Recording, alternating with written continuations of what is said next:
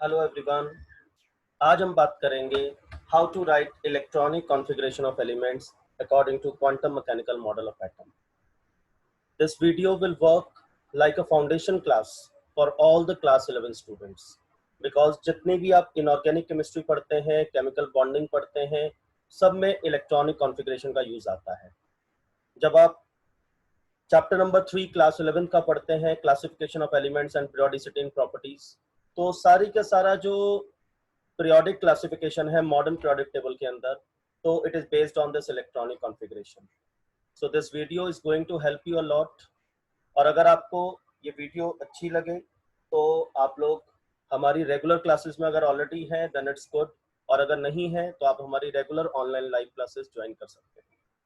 So let us start with electronic configuration of elements. देखिए, अभी तक जब बच्चा क्लास 11th में आता है तो सिर्फ बोर्स मॉडल का बेसिक पढ़ के आता है क्लास 9th में। तो according to that electronic configuration, जब आप इलेक्ट्रॉनिक कॉन्फ़िगरेशन लिखते हैं तो आप सिर्फ लिखते हैं शेल्स के अकॉर्डिंग। जैसे सोडियम एटॉमिक नंबर 11, आप लोग इलेक्ट्रॉनिक कॉन्फ़िगरेशन लिखते हैं 281। फर्स्ट शेल के शेल के अंदर 2 electrons, second shell L shell के अंदर 8 इलेक्ट्रॉन्स, और थर्ड शेल के अंदर 1 इलेक्ट्रॉन। लेकिन इस क्वांटम मैकेनिकल मॉडल के अकॉर्डिंग आप लोगों को सबसे पहले थोड़ा बेसिक यहाँ पर सीखना पड़ेगा। लाइक फॉर एग्जांपल, अगर हम लोग यहाँ पर बात करें फर्स्ट शेल की, तो देखिए शेल्स जो होती हैं उनको उसी के अकॉर्डिंग नंबर किया जाता है, जैसे 1 2 3 4। क्वांटम मैकेनिकल मॉडल के अकॉर्डिंग एक एटम के अंदर शेल्स होती हैं, शेल्स के अंदर सबशेल्स होती हैं, सबशेल के अंदर ऑर्बिटल्स होते हैं, और ऑर्बिटल्स के अंदर इलेक्ट्रॉन्स होते हैं। तो अगर हम बात करें सबशेल्स की, तो सबशेल्स को जो नेम्स दिए गए हैं वो नेम्स दिए गए हैं एस यानी कि स्फेरिकल, पी यानी कि प्रिंसिपल, डी यानी कि डिफ्यूज, एफ यानी कि फंडामेंटल। तो इस तरह से सबशेल्स को नेम दिए गए हैं। आप लोगों को ये याद रखना पड़ेगा सबसे पहले ये स्केलेटन कि किस शेल में कौन सी सबशेल होती है। लाइक अगर फर्स्ट शेल की बात करें तो इसमें सिर्फ एक ही सबशेल होती है which is represented by S. ठीक है जी। अगर सेकंड शेल की बात करें तो इसमें दो सबशेल्स होती हैं, एस और पी। अगर थर्ड शेल की बात करें तो इसमें एस, पी और डी, तीन सबशेल्स होती हैं। और अगर हम ऐसे ही बात करें फोर्थ शेल की, तो हमारे पास फोर्थ शेल में एस, पी, डी और एफ, चार सबशेल्स होती हैं। अब ये देखिए किस सबशेल में कितने ऑर्बिटल्स होते हैं, हमें यह भी ध्यान रखना है किस सबशेल में कितने ऑर्बिटल्स होते हैं। तो आप देखिए एस सबशेल के अंदर सिर्फ वही ऑर्बिटल, एक ऑर्बिटल होता है, वन ऑर्बिटल। ऑर्बिटल क्या होता है? एक एटम के अंदर एक ऐसा स्पेस जहां पे इलेक्ट्रॉन के मिलने की प्रोबेबिलिटी मैक्सिमम होती है। तो एस सबशेल के अंदर एक ऑर्बिटल होता है, पी सबशेल के अंदर 3 ऑर्बिटल्स होते हैं, डी सबशेल के अंदर 5 ऑर्बिटल्स होते हैं, एफ सबशेल के अंदर 7 ऑर्बिटल्स होते हैं। तो ये आप लोगों को याद करना पड़ेगा। देखिए, जब हम इलेक्ट्रॉनिक कॉन्फ़िगरेशन लिखना सीखते हैं तो पहले कुछ चीजें मेमोराइज करनी पड़ती हैं। बाद में, अब जब नेक्स्ट वीडियो आप लोग हमारी देखेंगे that will be on the basis of quantum numbers, तो ये सब चीजें लॉजिकली आप लोगों को बताई जाएंगी कि फर्स्ट शेल में एक ही सबशेल क्यों है, सेकंड शेल में दो ही सबशेल क्यों है, किस सबशेल में कितने ऑर्बिटल्स हैं। इन सब का डिस्क्रिप्टिव हम सारा कुछ आप लोगों को एक्सप्लेन करेंगे in our next video which is based on quantum numbers. तो अभी फिलहाल ये चीजें आप लोगों को मेमोराइज करनी पड़ेंगी। जैसे एस सबशेल के अंदर एक ही ऑर्बिटल होता है, चाहे वो 1 में है चाहे वो 2 में है, कुछ भी है। अब ये देखिए, यहां पर भी एस सबशेल में एक ऑर्बिटल है, यहाँ पी सबशेल के अंदर 3 ऑर्बिटल्स हैं। इसी तरीके से यहाँ एस में 1, यहाँ पी में 3 और यहाँ डी में 5। इसी तरह से एस में 1, पी में 3, डी में 5 और एफ में 7 ऑर्बिटल्स होते हैं। तो यहां पर हमने बताया किस सबशेल के अंदर कितने ऑर्बिटल्स प्रेजेंट होते हैं। अब यहां पर आप देखिए कि एस सबशेल 1 में भी है, 2 में भी है, 3 में भी है, 4 में भी है। So how will you distinguish between them? तो जो 1 में है उसको लिख देते हैं 1s, जो 2 में है उसको लिख देते हैं 2s, जो 3 में है उसको लिख देते हैं 3s, जो 4 में है उसको लिख देते हैं 4s। इसी तरह से पी सबशेल भी अलग अलग सबशेल्स शेल्स में है, सेकंड शेल में भी है, थर्ड शेल में भी है, फोर्थ शेल में भी है। तो इसलिए हम जो सेकंड में है उसको लिख देते हैं 2p, जो थर्ड में है उसको लिख देते हैं 3p, और जो 4 में है उसको लिख देते हैं 4p। इसी तरह से थर्ड शेल में जो d है उसको 3d कह देंगे, जो फोर्थ में है उसको 4d कह देंगे, और ऐसे ये f सब शेल फोर्थ शेल के अंदर है, सो इसको हम 4f कह देंगे। अब कोई मुझसे पूछे वन फर्स्ट शेल में कितनी सब शेल्स होती हैं, सिर्फ वन। कौन सी होती है, 1s। सेकंड शेल में कितनी सब शेल्स होती हैं, 2। अगर हम इन दोनों सब शेल्स की बात करें तो कौन कौन सी हैं, 2s और 2p। थर्ड शेल में 3 सब शेल्स होती हैं, क्या नाम हो गया, 3s 3p 3d। इसी तरह से फोर्थ शेल में 4 सब शेल्स होती हैं, 4s 4p 4d and 4f। यहां पर हम ये भी देख रहे हैं कि किस शेल में कितने ऑर्बिटल्स हैं। एस सब शेल चाहे 1s है, चाहे 2s है, चाहे 3s है, चाहे 4s है। 1s में कितने 1, 2s में कितने ऑर्बिटल 1, 3s में कितने 1, 4s में कितने 1। ऐसी p की बात करें तो 3 ऑर्बिटल्स होते हैं, p में 2p में 3 ऑर्बिटल्स, 3p में 3 ऑर्बिटल्स, 4p में 3 ऑर्बिटल्स। ऐसे ही 3d और 4d के अंदर 5 ऑर्बिटल्स, ऐसे ही 4f के अंदर 7 ऑर्बिटल्स। अब यहां पर एक बड़ी इंपॉर्टेंट बात है कि अगर हम एक ऑर्बिटल की बात करें, suppose this is the orbital, हमने एक बॉक्स से रिप्रेजेंट कर दिया एक ऑर्बिटल को, तो इसमें हमेशा याद रखेंगे one orbital can accommodate maximum of 2 electrons. ज्यादा से ज्यादा इसमें 2 इलेक्ट्रॉन्स आ सकते हैं, एक और ये 2।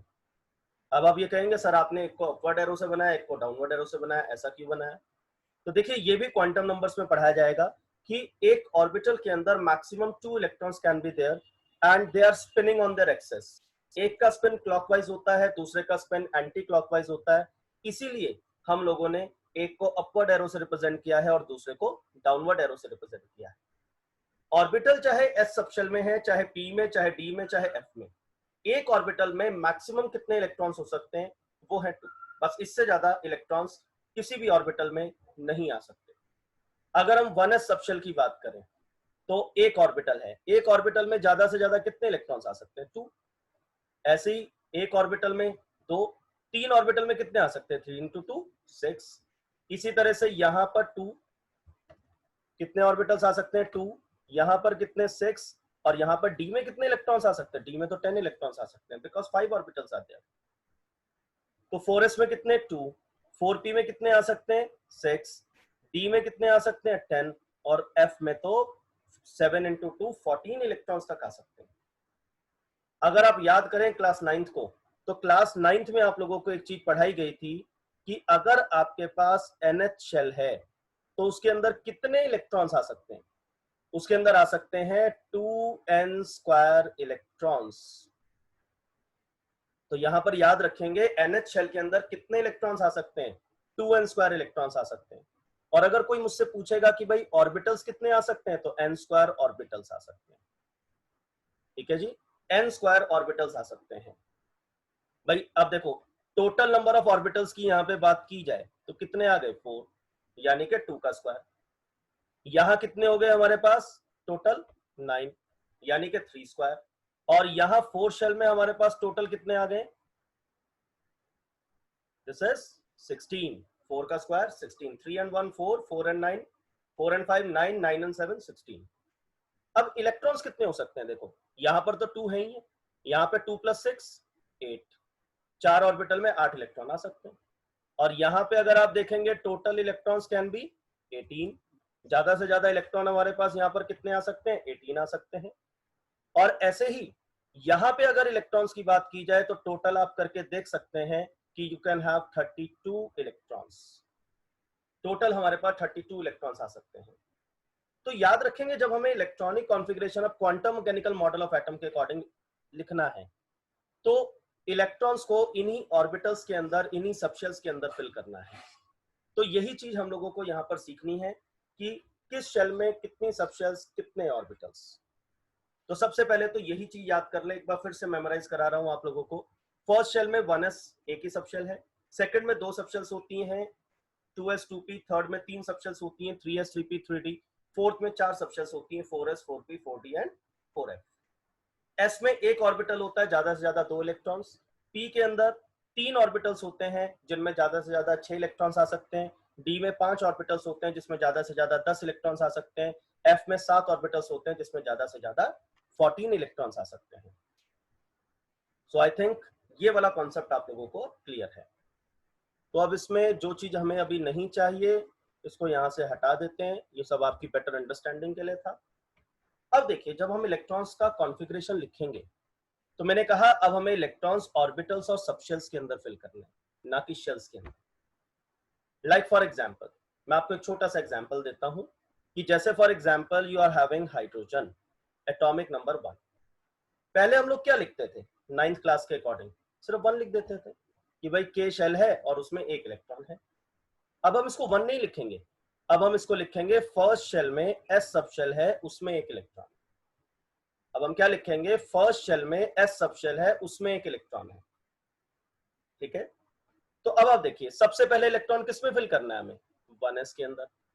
1s में 2 से ज्यादा इलेक्ट्रॉन तो नहीं आ सकते भाई। अगर for example you are talking about helium, atomic number is 2, आपने कहा फर्स्ट शेल में एस सब शेल और उसके बाद उसमें 2 इलेक्ट्रॉन्स।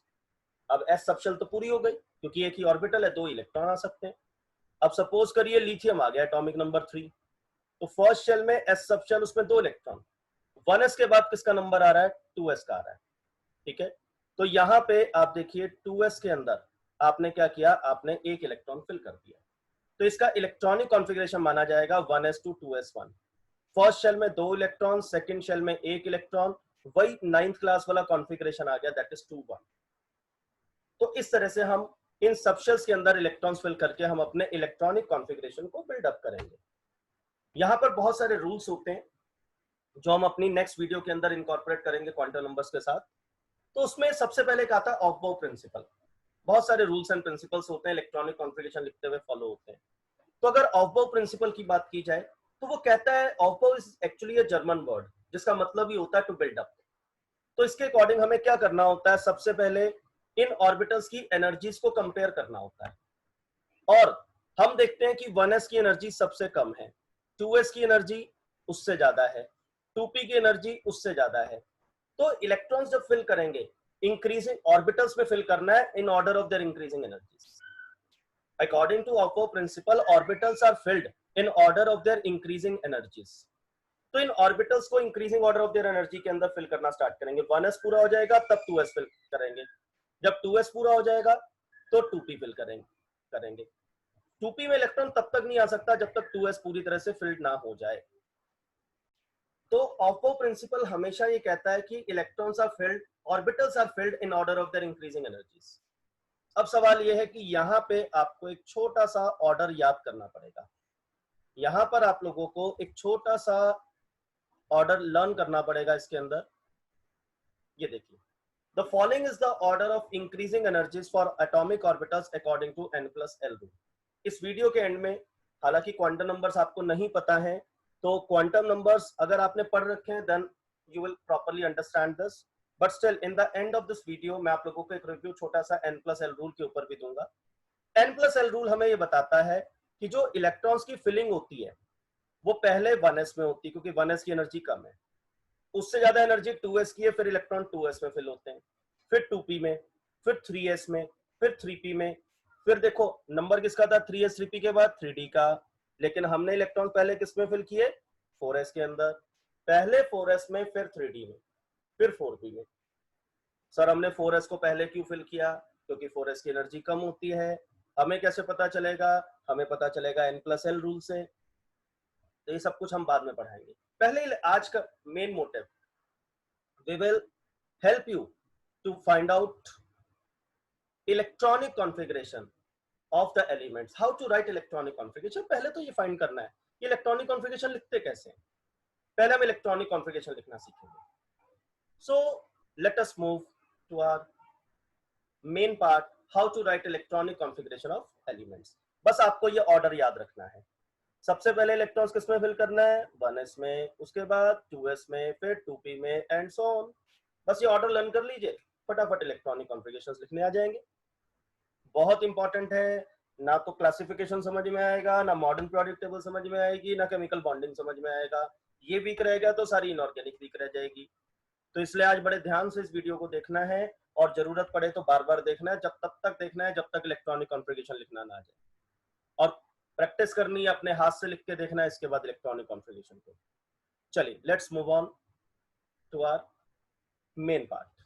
चलिए बात करेंगे how to write electronic configuration of elements. और अभी इस वीडियो में हम अपने आप को लिमिट करेंगे from elements atomic number 1 to 30, 1 से लेके 30 तक एटॉमिक नंबर, ये इलेक्ट्रॉनिक कॉन्फ़िगरेशन लिखने हम यहाँ पर सीखेंगे। So let us start. यहां पर देखिए हमारे पास एलिमेंट्स लिखे हुए हैं, ठीक है, hydrogen, helium, lithium, beryllium, boron, carbon, nitrogen, oxygen, fluorine, neon. अब हम यहां पर क्या करेंगे, we will try to write the electronic configuration of these elements. अब हम इनका इलेक्ट्रॉनिक कॉन्फ़िगरेशन यहां पर लिखना सीखेंगे। चलिए सबसे पहले देखिए, फर्स्ट शेल, उसमें एस सब शेल और उसमें एक इलेक्ट्रॉन। हीलियम की बात करते हैं, फर्स्ट शेल, उसमें एस सब शेल, उसमें 2 इलेक्ट्रॉन्स। अब लिथियम के लिए भैया 1s3 तो नहीं लिख सकते, ये तो गलत हो जाएगा, तो क्योंकि s में तो 2 से ज्यादा इलेक्ट्रॉन होते ही नहीं है, तो पहले तो 1s के अंदर 2 इलेक्ट्रॉन्स फिल कर दो। 1s के बाद अब आप स्टार्ट कर देंगे 2s, इलेक्ट्रॉनिक कॉन्फ़िगरेशन आ जाएगा 2s1। चलिए 3 इलेक्ट्रॉन हो गए 2 1। अब 1s के अंदर 2 इलेक्ट्रॉन और 2s के अंदर भी 2 electron, 1s2 2s2, this is the electronic configuration of beryllium. Boron की बात करें तो 1s2 2s2 और यहां पर आ जाएगा 2p, क्योंकि 2s में भी 2 से ज्यादा इलेक्ट्रॉन नहीं आ सकते, s में तो एक ऑर्बिटल होता है, मैक्सिमम 2 इलेक्ट्रॉन्स। अब 2p में इलेक्ट्रॉन्स फिल करना स्टार्ट कर दीजिए, 2p1। इसी तरीके से 1s2 2s2 2p2, इसी तरीके से 1s2 2s2 2p3, इसी तरीके से 1s2 2s2 2p4। चलते जाइए, कब तक, जब तक 2p पूरी तरह से फिल ना हो जाए। 1s2 2s2 2p5, इसी तरीके से 1s2 2s2 2p6। अगर आप बड़े ध्यान से देखें, देखिए फर्स्ट शेल के अंदर 2 इलेक्ट्रॉन्स हैं और सेकंड शेल के अंदर 2 + 6 8 इलेक्ट्रॉन्स। नियॉन का इलेक्ट्रॉनिक कॉन्फ़िगरेशन आप यही तो लिखा करते थे क्लास 9th के अंदर, 2 8। अब भी वही है, रहेगा ये 280, लेकिन बस इसको हमने फर्दर क्लासिफाई कर दिया है कि इन 8 इलेक्ट्रॉन जो सेकंड शेल में हैं, इसमें से 2 इलेक्ट्रॉन 2s के अंदर हैं और 6 इलेक्ट्रॉन 2p के अंदर हैं। शेल के अंदर सबशेल, सबशेल के अंदर ऑर्बिटल, ऑर्बिटल के अंदर इलेक्ट्रॉन्स। ये बात आप लोगों को लर्न करनी है, ठीक है। तो आपको इलेक्ट्रॉनिक कॉन्फ़िगरेशन लिखने आ गए हैं फ्रॉम एटॉमिक नंबर 1 to 10, ठीक है जी। अब ये देखिए, आप सब जानते हैं neon is a noble gas. Neon क्या होता है, एक नोबल गैस होती है। अब ये देखिए, यहां पर हम इसको Ne और स्क्वायर ब्रैकेट, किसी भी नोबल गैस का Ec इस तरीके से रिप्रेजेंट किया जा सकता है। सिंबल लिखते हैं, उस बाद में स्क्वायर ब्रैकेट लिख देते हैं। इसमें 10 इलेक्ट्रॉन है, समझ जाइएगा, अगर कहीं पर भी ये लिखा है तो समझ जाइएगा कि ये नियॉन का इलेक्ट्रॉनिक कॉन्फ़िगरेशन है। ये 10 कहीं ना भी लिखा हो, स्क्वायर ब्रैकेट में नियॉन लिखा हो, तो समझ जाइएगा नियॉन का इलेक्ट्रॉनिक कॉन्फ़िगरेशन है। इसको हम अभी आगे यूज करेंगे। यहाँ पे मैं आपको एक और चीज क्लैरिफाई यहाँ पे कर दूं, ठीक है। जैसे मान लीजिए कि हम यहाँ पे नाइट्रोजन की बात करते हैं, देखिए ये हमने ले लिया 2s, यहाँ पर ये हमने ले लिया 2s और ये हमने ले लिया यहाँ पर 2p, ठीक है। s के अंदर एक ही ऑर्बिटल होता है, लेकिन p के अंदर बात करें तो 3 ऑर्बिटल्स होते हैं, आप सब जानते हैं। तो यहाँ पे 3 बॉक्सेस बना के आप इसको रिप्रेजेंट कर सकते हैं। यहाँ पे आप लोग 3 बॉक्सेस बना के इसको रिप्रेजेंट कर सकते हैं। देखिए सबसे पहले आपने 2 इलेक्ट्रॉन्स फिल किए हैं 2s के अंदर, ये देखिए first electron and this is the second electron, ये 2s में इलेक्ट्रॉन्स फिल कर दिए। अब एक होता है hunts rule of maximum multiplicity, जो इलेक्ट्रॉन्स सेम सबशेल को बिलोंग करते हैं, जैसे यहाँ 2p सबशेल को 3 ऑर्बिटल्स बिलोंग करते हैं, तो इन तीनों ऑर्बिटल्स के अंदर जब आप इलेक्ट्रॉन्स की फिलिंग करेंगे तो तीनों ऑर्बिटल की एनर्जी सेम है। The orbitals belonging to the same subshell have same energy, that is they are degenerate orbitals. इनको degenerate orbitals भी कहते हैं because they have same energy. तो पहले इनमें जो इलेक्ट्रॉन्स की फिलिंग होगी, सबको एक एक इलेक्ट्रॉन दिया जाएगा, that too with same spin, सबको अपवर्ड एरो से, सबकी सेम स्पिन होनी चाहिए, इसलिए हमने सबको सेम डायरेक्शन में बनाया है और सबको सिंगली फिल्ड करेंगे, बाद में पेयरिंग स्टार्ट करेंगे। ऐसा नहीं कर सकते पहले 2 इसमें फिल कर दिए फिर एक इसमें फिल कर दिया, ऐसा नहीं कर सकते। सबको एक एक इलेक्ट्रॉन देना है, सिंगली फिल्ड करना है, बाद में पेयरिंग स्टार्ट करनी है। तो ये 2s2p में इलेक्ट्रॉन्स की फिलिंग कैसे होती है, मैंने आपको ये भी थोड़ा सा एक आइडिया दिया यहाँ पर सबसे इंपॉर्टेंट है, सबसे पहले तो ये इलेक्ट्रॉनिक कॉन्फ़िगरेशन लिखना सीखेंगे। 2 electrons, 6 electrons in neon. 1s2, 2s2, 2p6. This is the electronic configuration of neon. तो यहां आपको क्या आ गया, इलेक्ट्रॉनिक कॉन्फ़िगरेशन लिखना आ गया फ्रॉम एलिमेंट्स 1 से लेकर 10 तक। ठीक है जी, first 10 elements of the modern periodic table, you have got the electronic configuration on your screen right now. तो अब बारी है आगे बढ़ने की, शुरुआत करेंगे सोडियम के साथ, एटॉमिक नंबर 11 के साथ। चलिए, now let's move on further. लीजिए, नेक्स्ट टेबल हमारी आ गई है, इसको बड़े ध्यान से समझना पड़ेगा, बेस है आपका। अब देखिए, 11 इलेक्ट्रॉन फिल करने हैं सोडियम के अंदर। सबसे पहले 1s2, उसके बाद 2s2, उसके बाद 2p6। 10 इलेक्ट्रॉन तो नियॉन में हमने फिल किए थे अभी। अब क्या करना, बारी किसकी है, 3s की, क्योंकि 2p में 6 से ज्यादा इलेक्ट्रॉन नहीं आते। अब 3s की शुरुआत हुई, 3s1। अब आप एक चीज नोटिस करो, ये तो कॉन्फ़िगरेशन बिल्डअप होता जा रहा है अकॉर्डिंग टू ऑफ प्रिंसिपल, बड़ा होता जा रहा है। तो इसको शॉर्ट करने का भी तरीका उन्होंने बताया।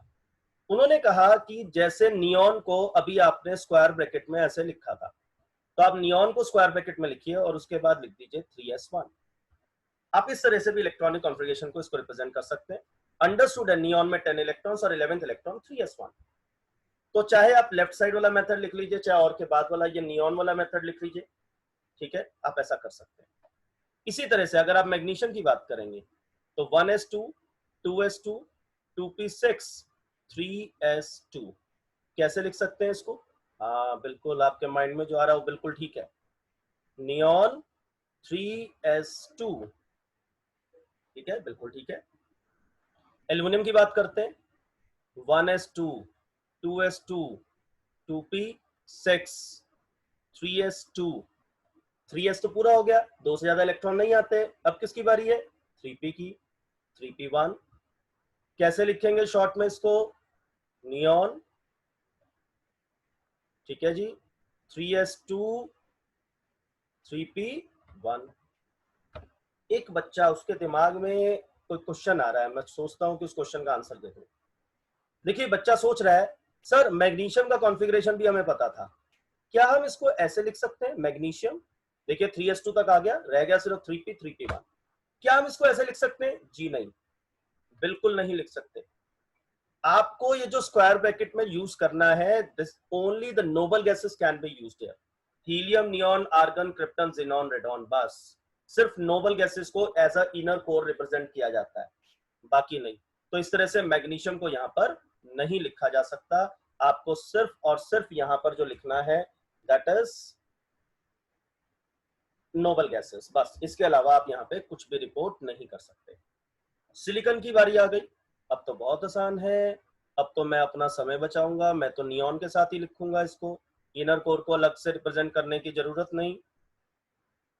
चलिए, नियॉन 3s2, 3p3। चलिए, बहुत अच्छी बात। सल्फर, एटॉमिक नंबर 16, 10 तो यहाँ पे आ गए और 6 यहाँ पर आ गए, 3s2, 3p4। इसी तरह से क्लोरीन की बात करें, नियॉन 3s2, 3p5। आर्गन की बात करते हैं, 1s2, 2s2, 2p6, 3s2, 3p6। Sir आपने इसको नियॉन के साथ क्यों नहीं लिखा? इसलिए नहीं लिखा क्योंकि ये तो खुद एक नोबल गैस है, इसका तो खुद हम एक शॉर्टकट बना लेंगे। तो इस तरह से आर्गन को रिपोर्ट कर सकते हैं, argon is itself a noble gas. बारी आई पोटेशियम की। याद करो क्लास 9th, जब टीचर ने आर्गन का कॉन्फ़िगरेशन सिखाया था तो टीचर ने कहा था 288। क्या कहा था टीचर ने? 288। टीचर से पूछा थर्ड शेल में कितने इलेक्ट्रॉन्स आ सकते हैं, टीचर ने फॉर्मूला लगाया 2n स्क्वायर, 2 इंटू 3 स्क्वायर, यानी कि 18 इलेक्ट्रॉन्स। फिर हमने टीचर से पूछा पोटेशियम, एटॉमिक नंबर 19 का इसी, टीचर ने जवाब दिया 2881। आपने टीचर से पूछा सर जब थर्ड शेल में 18 इलेक्ट्रॉन्स आ सकते थे, हमने 289 क्यों नहीं लिखा? इनफैक्ट एनसीईआरटी ने भी इसको कैसे एक्सप्रेस किया, उसने कहा थर्ड शेल में आप 8 से ज्यादा इलेक्ट्रॉन्स फिल नहीं करेंगे। पर भाई जब 18 आ सकते तो हम 8 से ज्यादा क्यों नहीं फिल करेंगे? तो इसका आंसर हमें वहां पे क्लास 9th में नहीं मिला था, लेकिन आज इस वीडियो के अंदर हमें इस बात का भी आंसर मिलेगा कि हमने 2881 क्यों लिखा था। ठीक है, तो आप ये देखिए यहां पर बड़े ध्यान से देखेंगे, 1s2 2s2 2p6 3s2 3p6 आना चाहिए था 3d। अगर आ जाता 3d तो 289 हो जाता, लेकिन 4s की एनर्जी 3d से कम होती है, तो पहले 4s को फिल करेंगे 4s1। तो अब हमारे पास इलेक्ट्रॉनिक कॉन्फ़िगरेशन शॉर्टकट में क्या बन जाएगा, आर्गन 4s1 ऐसे लिखेंगे। तो यानी कि ये जो इलेक्ट्रॉन है किसमें चला गया, फोर्थ शेल में चला गया। देखो फर्स्ट शेल में कितने हैं 2, सेकंड में कितने हैं 2 + 6 8, थर्ड में कितने हैं 2 + 6 8 और 4s में आ गया 1। तो 2881 हो गया कि नहीं हो गया? आज आपको आंसर मिला कि 4s की एनर्जी 3d से कम होती है, इसलिए 3d फिल करने से पहले हम 4s फिल कर देते हैं। ऐसी अगर कोई हमसे एक छोटी सी मिसप्रिंटिंग है, इसको जहां पे करेक्ट कर देंगे। यहां पे हमारे पास आना है कैल्शियम, एटॉमिक नंबर होता है कैल्शियम, इसको सही किए देते हैं। ये लो जी, यहां पे अब हम लिखेंगे इसको कैल्शियम।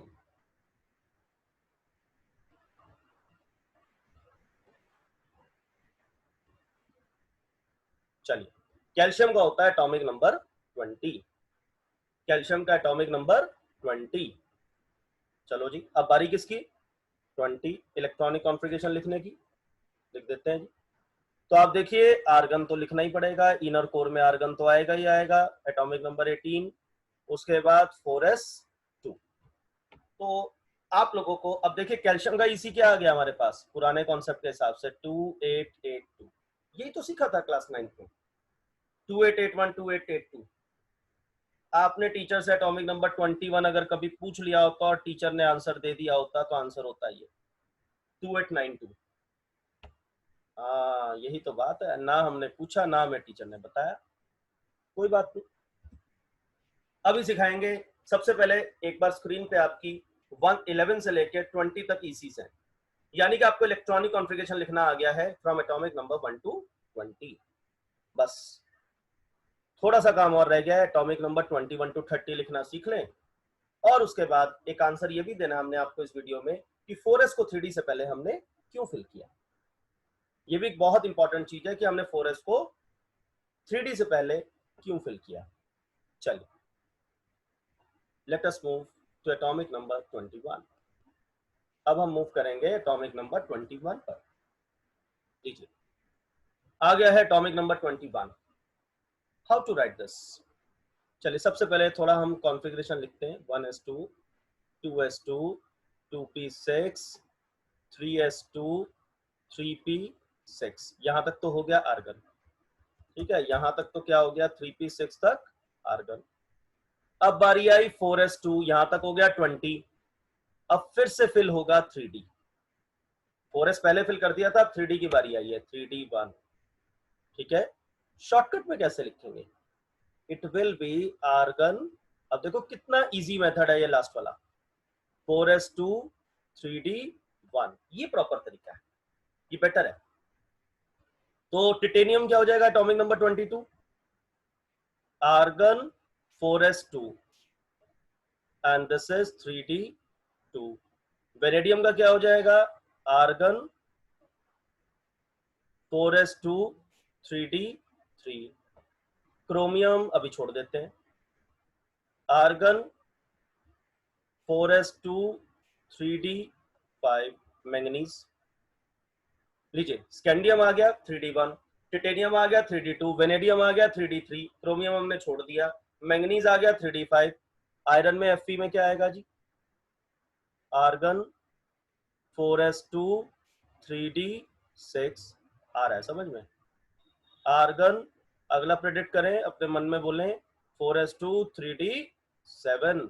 बड़ी खुशी होती है जब हम सोचते हैं टीचर वही लिखता है, तो आर्गन 4s2 3d8। हाँ सर ये तो आसान है, आर्गन 4s2 3d10। ठीक है, केमिस्ट्री एक बार समझ में आ जाए तो फिर बहुत इजी होती है, समझ में ना आए तो फिर परेशान भी सबसे ज्यादा यही करती है। चलिए क्रोमियम की बात करते हैं। क्या आना चाहिए?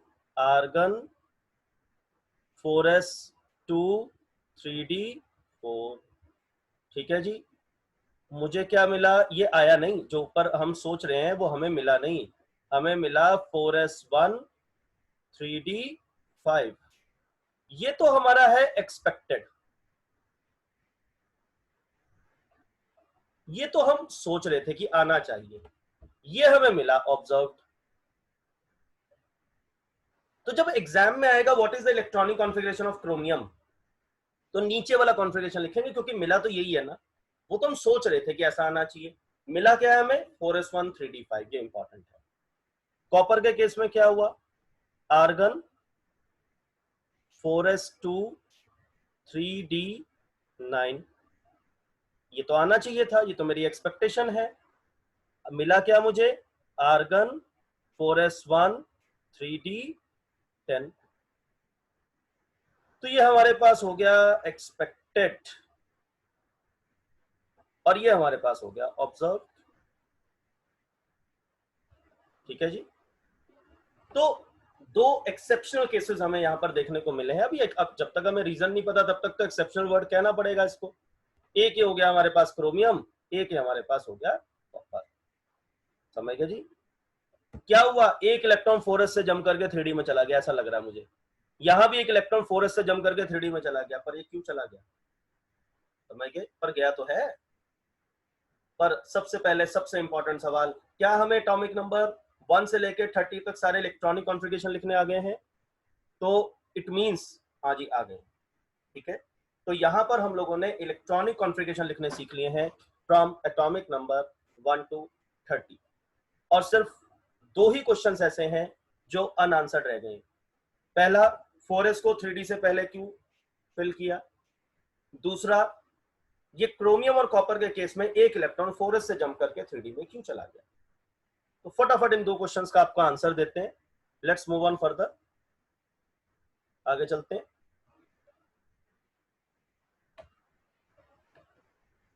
लीजिए, एनर्जीज ऑफ एटॉमिक ऑर्बिटल। सबसे पहले देखिए कि एनर्जी जो ऑर्बिटल्स की कंपेयर की जाती है वो n+l रूल के अकॉर्डिंग की जाती है, जिसको हम लोग बोर्स-बरी रूल भी कहते हैं। तो बोर-बरी रूल के अकॉर्डिंग क्या होता है जी? आप देखिए, इन न्यूट्रल आइसोलेटेड एटम, जिनका भी आपने इलेक्ट्रॉनिक कॉन्फ़िगरेशन लिखा, न्यूट्रल एटम्स से सारे के सारे, the lower the value of n+l for an orbital, जितनी कम वैल्यू होती है n+l की, लोअर इज इट्स एनर्जी, उतनी ही उसकी एनर्जी कम होती है। हम दो डिफरेंट ऑर्बिटल्स के लिए n+l वैल्यू निकालेंगे, जिसकी n+l वैल्यू कम आएगी उसकी एनर्जी कम होगी, जिसकी n+l वैल्यू ज्यादा आएगी उसकी एनर्जी ज्यादा होगी। और हाँ, however, if two different types of orbitals have same value of n+l, the orbitals with lower value of n has lower energy. अगर ऑर्बिटल्स की एनर्जी हम कंपेयर कर रहे हैं, n+l वैल्यू निकाल के देखेंगे, n+l वैल्यू डिफरेंट है, फिर तो ठीक है। कम वाले, जिसकी वैल्यू कम आएगी उसकी एनर्जी कम, जिसकी वैल्यू ज्यादा आएगी उसकी एनर्जी ज्यादा। लेकिन अगर n+l वैल्यू सेम आ गई तो क्या करेंगे? तो जिसकी n की वैल्यू लोअर होगी उसकी एनर्जी कम होगी। अभी आपको एग्जांपल के थ्रू समझाते हैं इसको। पर हाँ, कई लोगों ने तो क्वांटम नंबर्स ही नहीं पढ़े, तो क्वांटम नंबर जिन्होंने नहीं पढ़े वो एक चीज याद कर लें, सबशेल्स होती हैं sp-df, अभी आपने पढ़ा इस वीडियो में। s सबशेल के लिए l की वैल्यू 0, p सबशेल के लिए 1, d सबशेल के लिए 2, f सबशेल के लिए 3। बस ये रिजल्ट याद कर लो, सारी बात समझ में आ जाएगी। Value of l, s subshell के लिए कितनी होती है? 0, p सबशेल के लिए कितनी होती है? 1, d सबशेल के लिए कितनी होती है? 2, f सबशेल के लिए कितनी होती है? 3। बस फटाफट n+l वैल्यू निकाल देते हैं लोग। ये हमारे पास डिफरेंट ऑर्बिटल्स आ गए। n होती कौन सी शेल है? 1 2 2 3 3 3 4। ठीक है जी। l की वैल्यू s के लिए 0, p के लिए 1, s के लिए 0, p के लिए 1, d के लिए 2 और s के लिए फिर 0। अब n+l दोनों को प्लस तो आप कर ही लेंगे, 1 + 0 1, 2 3 3, उसके बाद 4, उसके बाद 5, उसके बाद 4। ऑर्डर हम खुद बनाएंगे, देखो यहाँ पर आप देखिए सबसे कम वैल्यू किसकी आई है, 1s की, तो 1s की एनर्जी सबसे कम, 1s की एनर्जी सबसे कम, 2s की एनर्जी उससे ज्यादा। अभी देखो दोनों वैल्यू सेम आ गई, तो जिसकी n की वैल्यू छोटी है उसकी एनर्जी कम होगी, यानी कि 2p की एनर्जी कम है और 3s की एनर्जी ज्यादा है। इसके बाद आप देखिए 4 और 4, बट n किसका कम है, 3p का। फिर आ गया हमारे पास 3p, फिर हमारे पास आ गया 4s, और सबसे बड़ी वैल्यू हमारे पास किसकी आई है, 3d की। ठीक है, दिस इज 3d, सबसे बड़ी वैल्यू हमारे पास आ गई है 3d की। तो ये इंक्रीजिंग ऑर्डर ऑफ एनर्जीज हमारे पास बन गई हैं। अगर आप 4s और 3d को कंपेयर कर लें, यहाँ पर देखो तो 3d की वैल्यू ज्यादा है n प्लस एल वैल्यू, तो इसलिए 3d की एनर्जी ज्यादा होगी। तो ये चीज क्लियर हो गई n प्लस एल रूल से कि 4s की एनर्जी कम और 3d की एनर्जी ज्यादा। तो इसीलिए जब हम इलेक्ट्रॉनिक कॉन्फ़िगरेशन लिखते हैं तो पहले 4s में इलेक्ट्रॉन्स फिल करते हैं और उसके बाद 3d में फिल करते हैं। तो मुझे लगता है कि ये बात बिल्कुल क्लियर हो गई हम लोगों को। तो ये ऑर्डर ऑफ इंक्रीजिंग एनर्जीज हम लोगों ने यहाँ पे सॉल्व कर लिया है। ठीक है जी, तो this order is given here according to n plus L rule. ये ऑर्बिटल्स यहीं तक, बस इतना सा ही ऑर्डर याद करना है।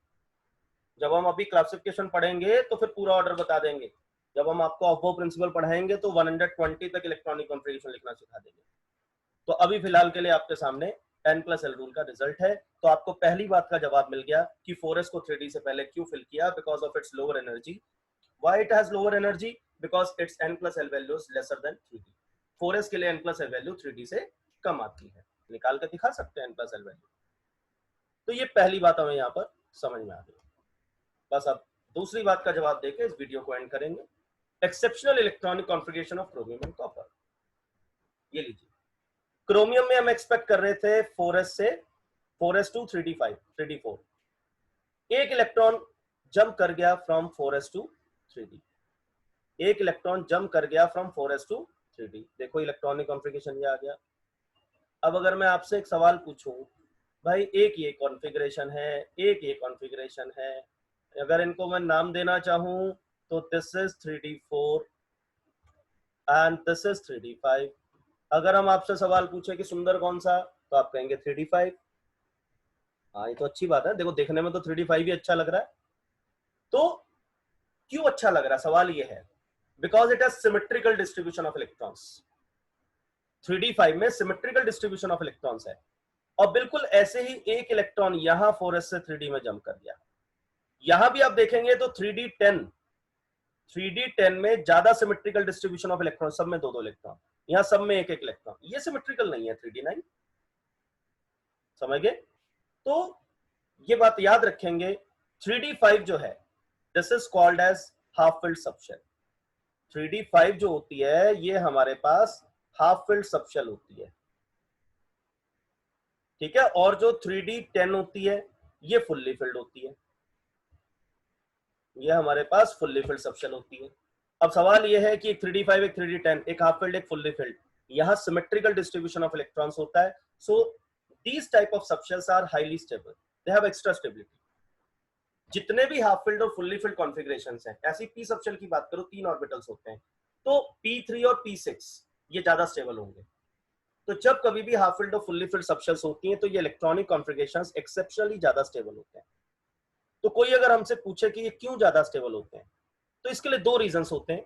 एक रीजन तो होता है because these have symmetrical distribution of electrons, और एक इसमें एक्सचेंज एनर्जी का कॉन्सेप्ट भी लगता है, जिसको अभी हम डिस्कस नहीं कर रहे। ठीक है, तो यहां पर हमने देखा कि 3d5 4s1, जब एक इलेक्ट्रॉन 4s से 3d में जंप करता है, जब एक इलेक्ट्रॉन 4s से 3d में जंप करता है तो स्टेबिलिटी आ जाती है, 3d5 is more stable then 3d4। ऐसे ही जब यहां से 4s इलेक्ट्रॉन 3d में जंप करता है तो 3d10 यहां फुल्ली फिल्ड कॉन्फ़िगरेशन आ जाता है, जिससे स्टेबिलिटी बढ़ जाती है। तो यहां देखिए, the exceptional electronic configuration of elements like chromium and copper is explained by the fact that extra stability is always associated with these electronic configurations. कि यहां पर इलेक्ट्रॉनिक कॉन्फ़िगरेशन 4s, ये 3d5 3d10, इन इलेक्ट्रॉनिक कॉन्फ़िगरेशंस के साथ ज्यादा stability associated होती है। जितनी भी half filled and fully filled subshells होती है, p3 p6, ठीक है, d5 d10 f7 f14, ठीक है, तो half filled fully filled subshells हैं, सब ज्यादा स्टेबल होती है। रीजन हमने बता दिया, because they have symmetrical distribution of electron.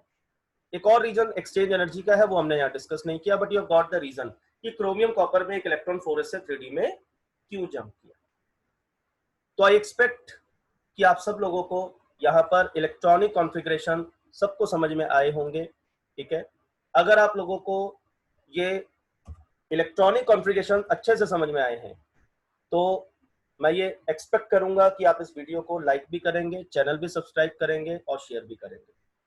बहुत जल्दी हम आपके सामने नेक्स्ट वीडियो लेकर आएंगे that will be based on quantum numbers, जो कॉन्सेप्ट को और क्लैरिफाई करेगा।